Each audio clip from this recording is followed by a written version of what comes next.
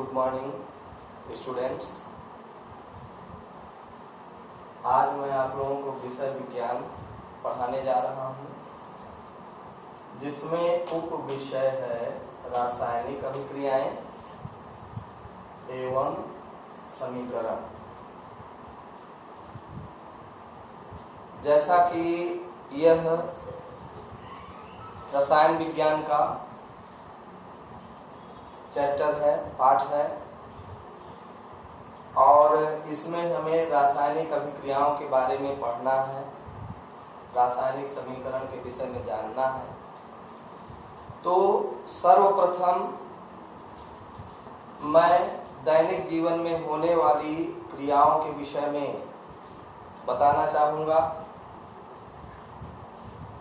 हमारे दैनिक जीवन में बहुत से परिवर्तन होते हैं जो आप लोग अच्छी तरह से इस विषय में जानते हैं।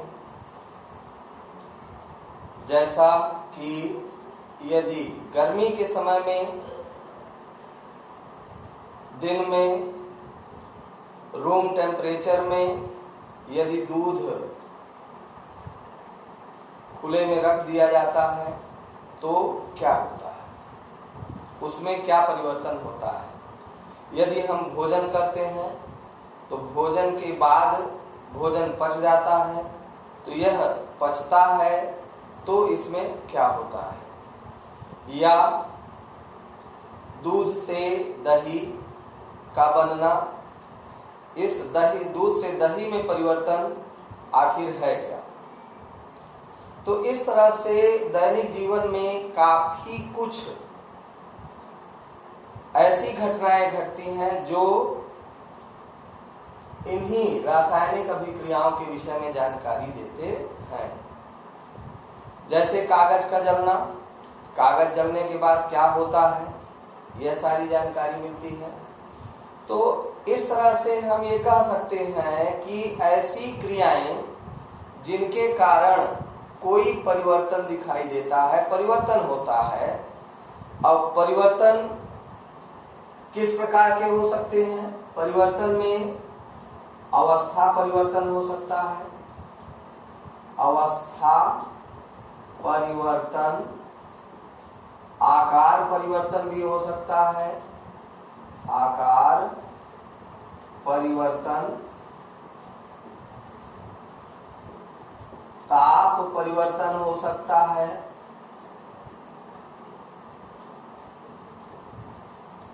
और इसी प्रकार से अब यहाँ पर ये जो तथ्य हैं, अवस्था परिवर्तन, आकार परिवर्तन, ताप परिवर्तन, ये सभी परिवर्तन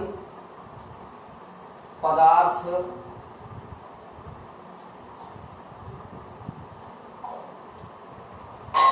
का निर्माण, ये परिवर्तन हमें दैनिक जीवन में दिखाई देता है। तो इस तरह का परिवर्तन जिसके कारण ऐसी अभिक्रियाएं होती हैं, जो परिवर्तन ये दिखाई देते हैं, इन सब परिवर्तन को हम रासायनिक परिवर्तन कहते हैं, या रासायनिक परिवर्तन न कह करके अभिक्रियाएं कहते हैं। या परिवर्तन दैनिक जीवन में होने वाले विभिन्न परिवर्तन दो तरह के होते हैं।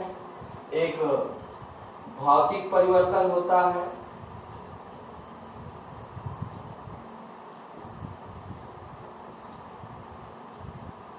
और दूसरा है रासायनिक।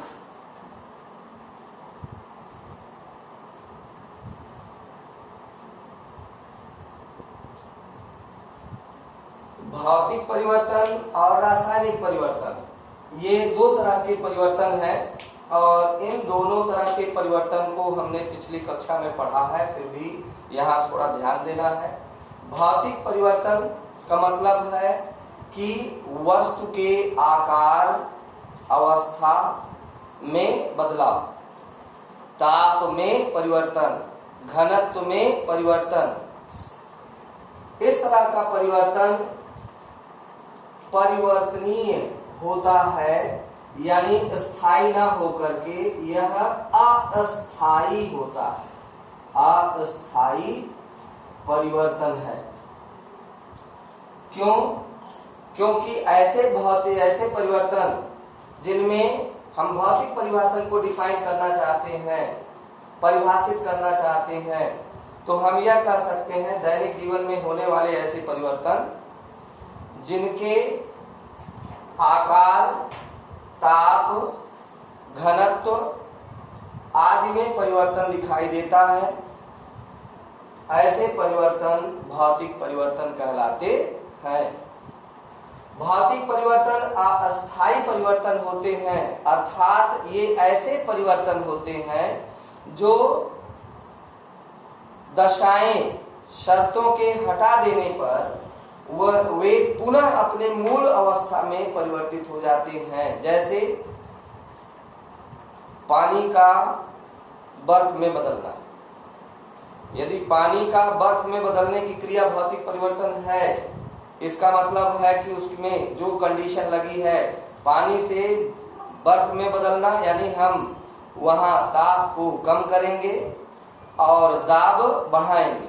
ताप कम करने पर, दाब बढ़ाने पर यह पानी बर्फ में परिवर्तित होता है, ठोस अवस्था में आता है। लेकिन यदि वही दशाओं को उलट दिया जाए, यानी ताप बढ़ा दिया जाए और दाब को कम कर दिया जाए, तो ठोस अवस्था में बर्फ पिघल करके पानी में आ जाता है। इसका मतलब है कि वह परिवर्तन अस्थायी परिवर्तन है। दशाओं के हटाने पर यह अपने मूल अवस्था में आ जाता है। इसमें मात्रा में कोई परिवर्तन नहीं होता है।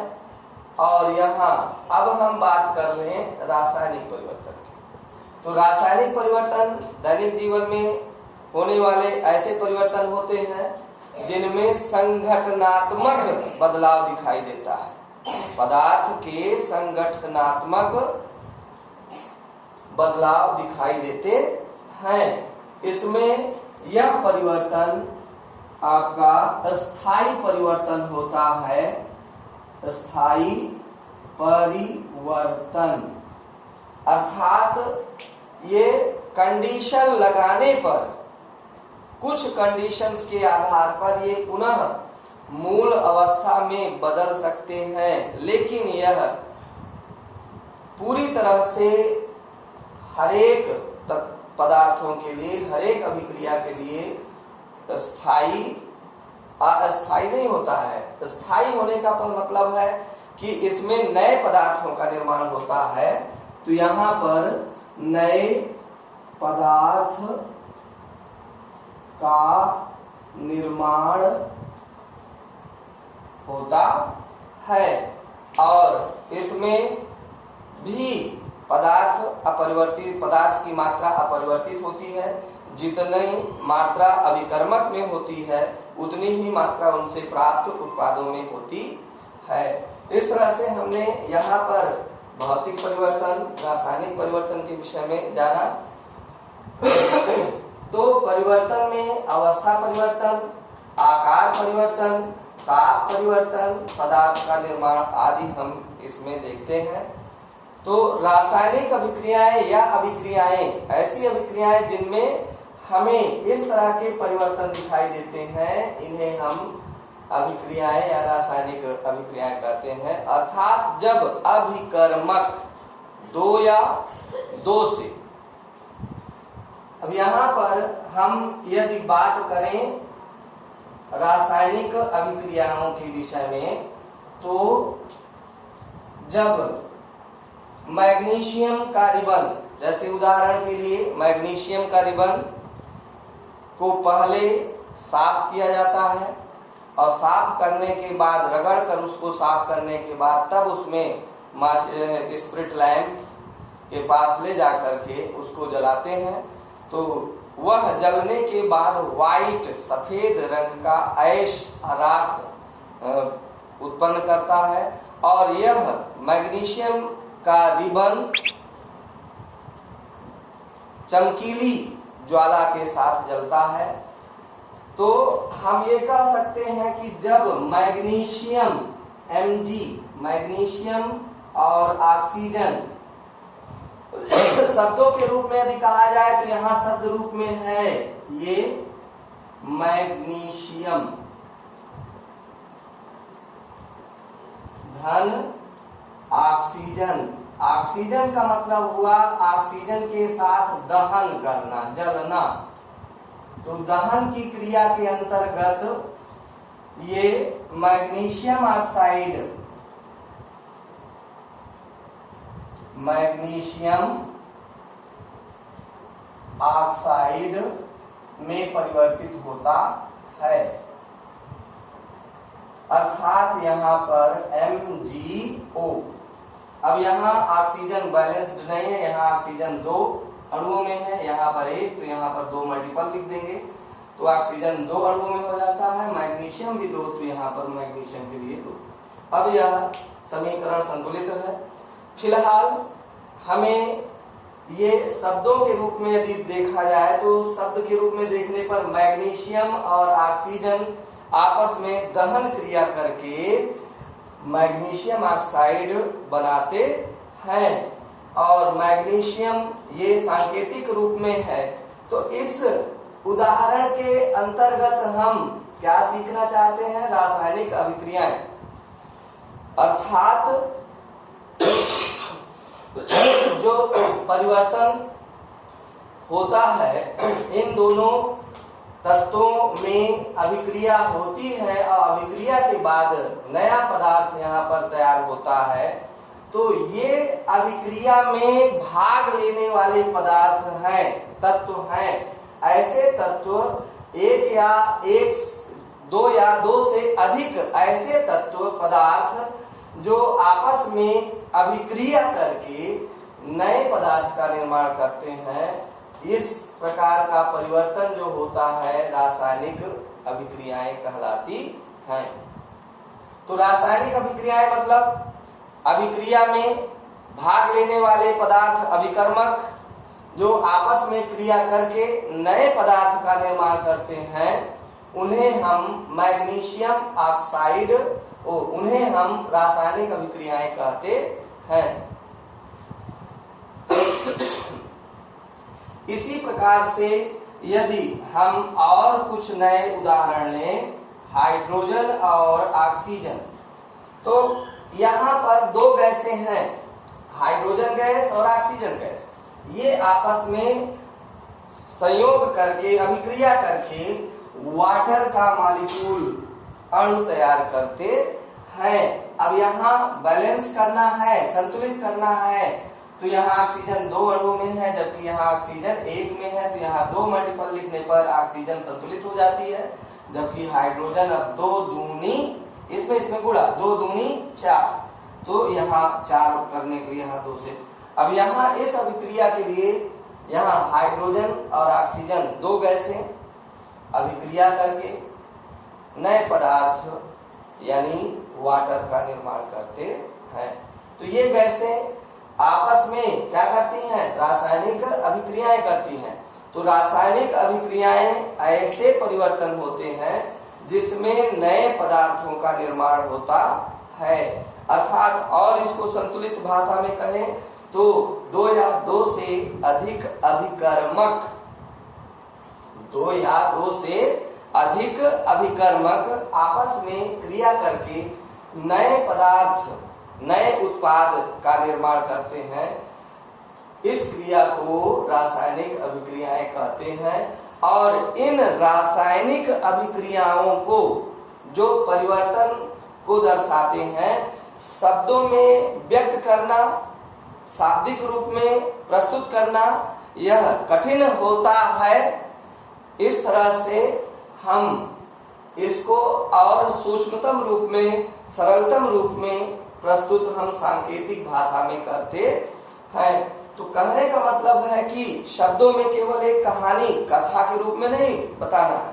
कथा के रूप में जैसे हम कह सकते हैं मैग्नीशियम तत्व जब ऑक्सीजन से क्रिया करके मैग्नीशियम ऑक्साइड बनाता है, तो इतना अधिक शब्दों का उपयोग करके किसी अभिक्रिया को प्रदर्शित करना कठिन होता है, उसी को हम शाब्दिक रूप में छोटे शब्दों में प्लस चिन्ह लगा करके, तीर का निशान लगा करके हम सिंपल तरीके से उसको प्रदर्शित कर सकते हैं। तो रासायनिक अभिक्रियाएं जिसमें दो या दो से अधिक अभिकर्मक आपस में क्रिया करके नए पदार्थ का निर्माण करते हैं, रासायनिक अभिक्रियाएं कहलाती हैं।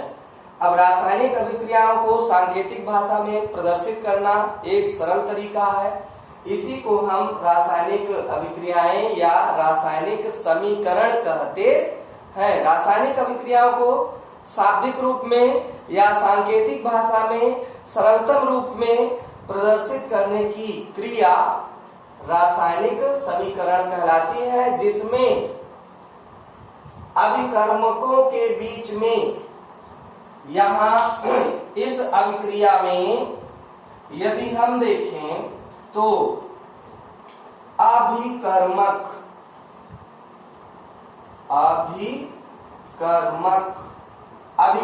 ऐसे पदार्थ होते हैं जो अभिक्रिया में भाग लेते हैं। अभिकर्मक ऐसे पदार्थ होते हैं जो अभिक्रिया में भाग लेकर के रासायनिक अभिक्रियाएं करते हैं और नए पदार्थ के रूप में बदल जाते हैं। और इधर दाईं तरफ ये है उत्पाद। उत्पाद यानी प्रोडक्ट, अर्थात नया पदार्थ जिसमें अभिकर्मक बदल गए हैं। तो अभिकर्मक दो या दो से अधिक भी हो सकते हैं। उत्पाद एक भी अभिकर्मक हो सकता है। एक अभिकर्मक दो नए पदार्थों में बदल सकता है, या दो अभिकर्मक एक नए पदार्थ में बदल सकता है, या दो से अधिक अभिकर्मक दो या दो से अधिक उत्पाद के रूप में बदल सकते हैं। तो अभिकर्मक और उत्पाद के बीच के संबंध को प्रदर्शित करने की क्रिया या प्रदर्शित करने का साधन समीकरण कहलाता है। अर्थात हम रासायनिक समीकरण की बात करें तो रासायनिक समीकरण के लिए हम परिभाषित कर सकते हैं, जब दो या दो से अधिक अभिकर्मक नए पदार्थ या उत्पाद के रूप में परिवर्तित होते हैं तो इस क्रिया को रासायनिक अभिक्रिया कहते हैं। और रासायनिक अभिक्रिया के संबंध को बताने की विधि, बताने का साधन रासायनिक समीकरण कहलाता है। रासायनिक समीकरण में बीच में ये तीर है और लेफ्ट हैंड में अभिकर्मक, राइट हैंड में उत्पाद। अर्थात रासायनिक समीकरण की बात करें तो रासायनिक समीकरण को इस अभिकर्मक और उत्पाद के संबंध को प्रदर्शित करने का जो साधन है, विधि है, वह रासायनिक समीकरण कहलाती है। इसमें तीर के बाईं तरफ अभिकर्मक होते हैं और तीर के दाईं तरफ उत्पाद होते हैं। अब अभिकर्मक, यहाँ इस अभिक्रिया को देखा जाए तो इस अभिक्रिया में मैग्नीशियम और ऑक्सीजन ये दोनों ही क्या है, अभिकर्मक है। और ये मैग्नीशियम ऑक्साइड ये क्या है, उत्पाद है। तो इस तरह से हम ये कह सकते हैं कि ये मैग्नीशियम और ऑक्सीजन जो तीर के बाईं तरफ है ये अभिकर्मक है और तीर के दाईं तरफ मैग्नीशियम ऑक्साइड है, यह उत्पाद है। तो इस अभिक्रिया से समीकरण के विषय में कुछ जानकारी आप लोगों को मिल गई होगी। अब समीकरण को हम सांकेतिक भाषा में लिख करके उसको और सरल रूप में लिख सकते हैं, जबकि शाब्दिक रूप में थोड़ा अधिक शब्दों का उपयोग करके ज्यादा लिखने में जटिलता होगी, जबकि सांकेतिक भाषा में अणु सूत्रों के आधार पर हम इसको सिंपल तरीके में लिख सकते हैं। अब समीकरण हमारे पास है तो समीकरण के बाईं तरफ अभिकर्मक, जैसा कि अभी हमने एक एग्जाम्पल दिया था हाइड्रोजन और ऑक्सीजन का, तो हाइड्रोजन और ऑक्सीजन आपस में क्रिया करके पानी का अणु तैयार करते हैं। इसमें बाएं तरफ बाएं पद में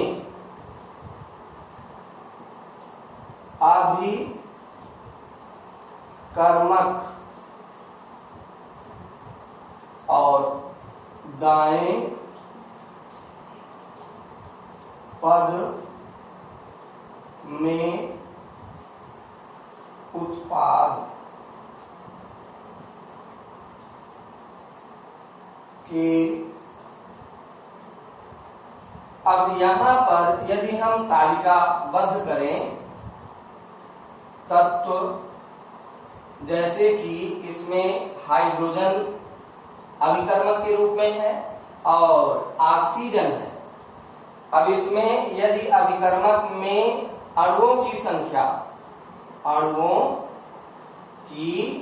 संख्या हमें लिखनी है तो बाएं पद में अभिकर्मक में यहाँ हाइड्रोजन का कितना अणु है?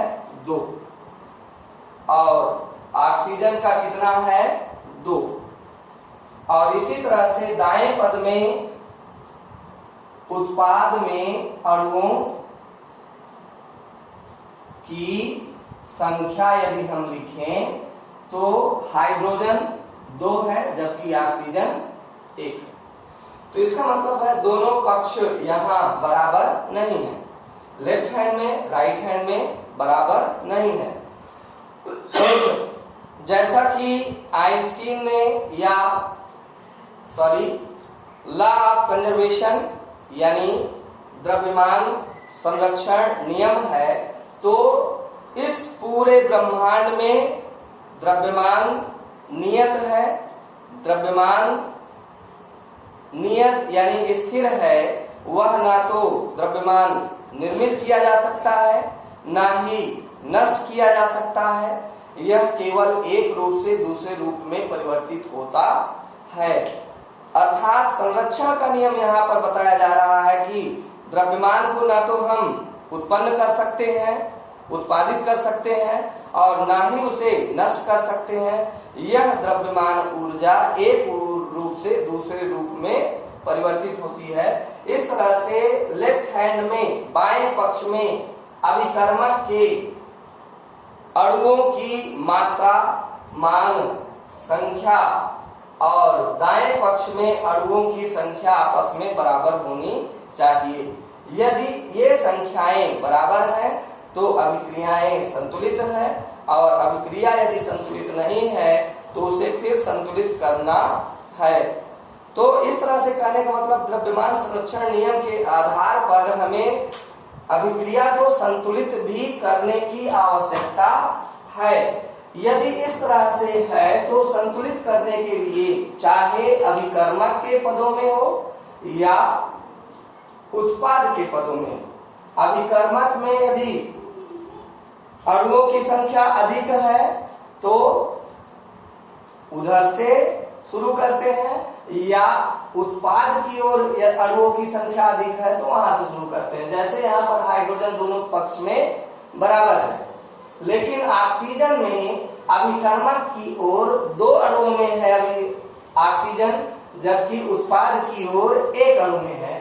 और इस कंडीशन में यदि अभिकर्मक की तरफ संख्या अधिक है तो उस संख्या को हम संतुलित करेंगे, यानी उत्पाद में भी ऑक्सीजन की संख्या 2 होनी चाहिए। तो यहाँ रासायनिक समीकरण को संतुलित करने के लिए हम इस तरह से पहले अभिकर्मक अणुओं और उत्पाद के अणुओं की संख्या को तालिकाबद्ध कर लेते हैं और यह जानने की कोशिश करते हैं कि अणुओं की संख्या बराबर है या नहीं। यदि बराबर है तो वह समीकरण संतुलित है, और यदि बराबर नहीं है दोनों पक्षों में तो हमें वहां संतुलित करना है। तो ऑक्सीजन की संख्या को हमें संतुलित करना है। इसके लिए ऑक्सीजन उत्पादक की ओर ऑक्सीजन 1 है, उत्पाद की ओर ऑक्सीजन का मॉलिक्यूल अणु 1 है। इसे 2 बनाने के लिए इसमें हम 2 से मल्टीप्लाई करते हैं, गुणांक लिखते हैं, मल्टीप्लाई गुणांक। तो 2 से गुणांक करने पर ऑक्सीजन 2 अणुओं में हो जाता है, जो उत्पादक की ओर 2 है और अभिकर्मक की ओर भी 2 अणुओं में है। अब ऑक्सीजन आपका संतुलित हो गया। लेकिन अब हाइड्रोजन की संख्या देखिए, उत्पाद की ओर हाइड्रोजन में अणुओं की संख्या 2 दूनी 4, जबकि अभिकर्मक की ओर 2 है। अब इस 2 को हमें संतुलित करने के लिए यहाँ 2 मल्टीप्लाई में लिखेंगे। अब ये भी हाइड्रोजन भी 2 मॉलिक्यूल्स में हो गया, अणुओं में हो गया। अब इस तरह से हम कह सकते हैं कि यह रासायनिक समीकरण संतुलित हो गया। तो यहाँ पर हमने आज इस वीडियो के माध्यम से रासायनिक अभिक्रिया के विषय में जानकारी लिया और रासायनिक समीकरण के विषय में जाना। रासायनिक समीकरण को कैसे संतुलित करना है या संतुलित करने का महत्व क्या है वो भी हमने बता दिया। और इस तरह से अन्य भी एग्जाम्पल्स हम देख सकते हैं और संतुलित करने का और भी कुछ एग्जाम्पल हम आप लोगों को बता रहे हैं। जैसे कि जिंक, Zn, जिंक जब सल्फ्यूरिक एसिड से अभिक्रिया करता है तो यहाँ जिंक सल्फेट प्राप्त होता है प्लस हाइड्रोजन गैस निष्कासित होती है। गैस का उत्पादन या गैस का उत्सर्जन भी रासायनिक अभिक्रियाओं में देखा जाता है। अब यहाँ देखिए, ये गैस है, निष्कासित हो रही है। अब यहाँ पर हमें यह जानना है सर्वप्रथम कि यह रासायनिक समीकरण संतुलित है या नहीं। अब यदि हम इसी तरह तालिकाबद्ध कर लें तो तालिकाबद्ध करने के लिए इसी प्रकार से हम तालिका यहाँ पर निर्मित कर लेते हैं और पुनः यहाँ काउंट करके देखते हैं कि अभिकर्मक पक्ष में और उत्पाद पक्ष में अणुओं की संख्या बराबर है अथवा नहीं। Zn है, हाइड्रोजन है, सल्फर है और ऑक्सीजन। तो इस अभिक्रिया में 4 तत्व हैं। Zn की संख्या अभिकर्मक में 1, हाइड्रोजन के अणुओं की संख्या 2, सल्फर का अणु 1, ऑक्सीजन का अणु 4। इसी प्रकार से उत्पाद में जिंक की संख्या 1, सल्फर की संख्या, हाइड्रोजन की संख्या यहाँ 2, तो ये 2, सल्फर की संख्या 1 और ऑक्सीजन की संख्या 4। अब जरा देखिए ध्यान से कि अभिकर्मक पक्ष में, बाएं पक्ष में अभिकर्मक के तत्वों के अणुओं की संख्या, दाएं पक्ष में उत्पाद के अणुओं की संख्या क्रमशः आपस में संतुलित है। इसका मतलब है यह रासायनिक समीकरण संतुलित अवस्था में है, संतुलित अवस्था में है। ठीक इसी प्रकार से यदि एग्जाम्पल हम यहाँ पर लेते हैं Zn या सोडियम Na+HCl, सोडियम और हाइड्रोजन क्लोराइड जब आपस में क्रिया करते हैं तो यहाँ सोडियम क्लोराइड और प्लस हाइड्रोजन गैस निष्कासित होती है। दाएं पक्ष में उत्पाद की तरफ हाइड्रोजन के अणुओं की संख्या 2 है, जबकि लेफ्ट हैंड में यानी अभिकर्मक पक्ष में 1 है।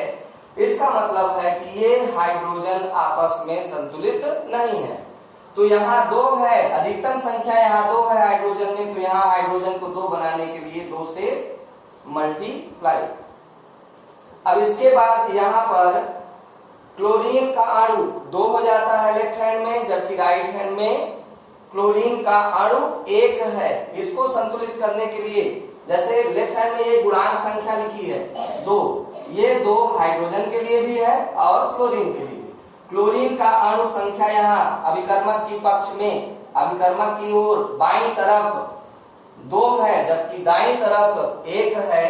इसे भी 2 में परिवर्तित करने के लिए 2 से मल्टीप्लाई करते हैं। जब यहाँ 2 गुणांक रखते हैं तो ये गुणांक सोडियम के लिए भी हो जाता है, अर्थात सोडियम दाएं पक्ष में उत्पाद की ओर 2 अणुओं में है, जबकि अभिकर्मक की तरफ 1 है। इसको भी संतुलित करने के लिए यहाँ 2 गुणांक रखते हैं। इस तरह से अब यह संतुलित अवस्था में प्राप्त हो जाता है। तो इस चैप्टर में, इस वीडियो में अभी इतना ही, जिसमें हमने पढ़ा रासायनिक अभिक्रिया के विषय में, रासायनिक समीकरण के विषय में, रासायनिक समीकरण क्यों संतुलित अवस्था में होना चाहिए, इसका महत्व क्या है और किस तरह से रासायनिक समीकरण हम संतुलित कर सकते हैं, इसके विषय में हमने आपको इस वीडियो के माध्यम से बताने का प्रयास किया। अब आपका दायित्व है कि आप भी सही ढंग से मेहनत करें और अच्छी तरह से पढ़ें। धन्यवाद।